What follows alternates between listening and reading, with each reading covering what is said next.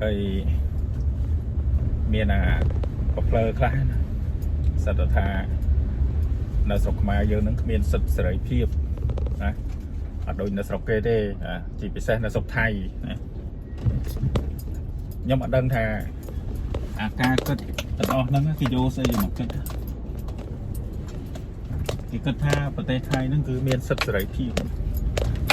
tu squall sạch sợi phiệp phần đá sạch sợi phiệp sầm rạp chôn chiết cái tê nè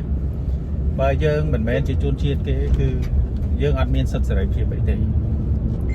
បងប្អូនគិតមើលគ្រាន់តែថាអ្នកដែលទៅធ្វើការនៅប្រទេសថៃសូម្បីតែថាឯកសារយើងហ្នឹងពេលទៅធ្វើ work permit ពេលអីហ្នឹងគឺដាក់ថាឧទាហរណ៍ថាដាក់ទៅធ្វើការរោងចក្រតិចយើងទៅធ្វើការសំណង់ប៉ូលីសចាប់បានឆែកមកឃើញអត់ត្រង់ជាមួយនឹងឯកសារយើងខុសទៀតហើយទី1ហើយតិចថាតែចង់លក់ដូរអីតិចតួចក៏អត់បានដែរនៅក្នុងឯកសារដែលគេបញ្ជាក់នៅក្នុងហ្នឹងគឺយើងមានសិទ្ធិទៅធ្វើតែខ្ញុំគឺតែមួយមុខទេណាហើយឆ្ងល់ថាវាយកសិទ្ធិសេរីភាពនឹងយកពីណាមកសូម្បីតែថាអ្នកខ្លះ comment ឬក៏ share វីដេអូពីរឿងប្រទេសជាតិរឿងណាដែលថាគេមិនចូលចិត្តគេតាមទៅរកកន្លែងនេះចង់សួរថា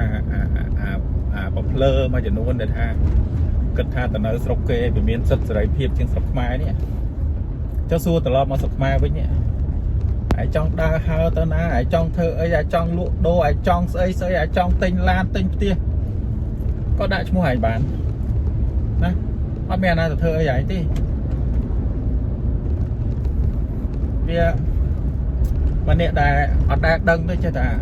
និយាយទៅចេះគេជឿណាបើដូចខ្ញុំដូចអីខ្ញុំឆ្អិនអស់ហើយណានៅថៃខ្ញុំស្គាល់ជាងអាពួកអ្នកចេញមកនិយាយទៅទៀតនៅស្រុកថៃខ្ញុំទៅសឹងគ្រប់តែកន្លែងខ្ញុំដឹងពីស្ថានភាពការរស់នៅរបស់ជនជាតិថៃនឹងគេរស់នៅយ៉ាងម៉េចគេប្រកបការងារយ៉ាងម៉េចអីយ៉ាងម៉េចណាអញ្ចឹងបាទថាអ្នកខ្លះវាប្រទេសខ្លួនឯងមានចំណុចល្អប៉ុន្តែមិនព្យាយាមនិយាយទេ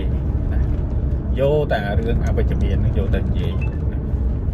វាមិនមែនថាយើងមិនឲ្យនិយាយសោះទេប៉ុន្តែយើងនិយាយពីចំណុចអវិជ្ជមានខ្លះវិជ្ជមានខ្លះអវិជ្ជមានយើងនិយាយដើម្បីអីនិយាយដើម្បីឲ្យវាជាកញ្ចក់មួយដើម្បីឲ្យថ្នាក់ដឹកនាំឬក៏អ្នក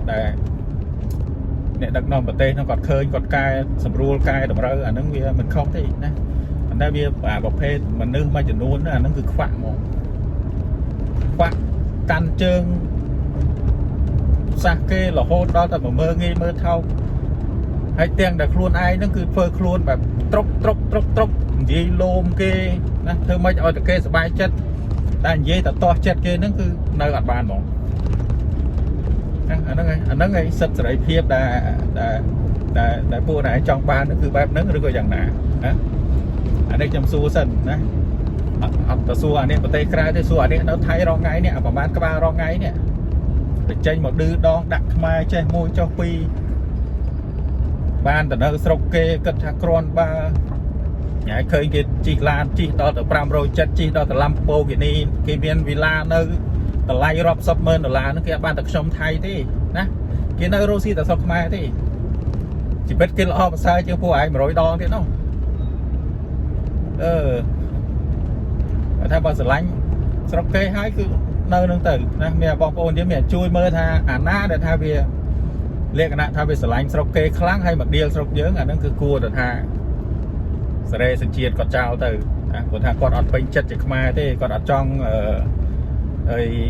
គាត់អត់ចង់ជាប់ឈាមជាខ្មែរគាត់អត់ចង់មានឈ្មោះជាខ្មែរអញ្ចឹងមានថាសេរីតាមការចង់បានរបស់គាត់ណាបងប្អូនយកឃើញយ៉ាងណាមកជួយខមមិនម្នាក់មួយអរគុណ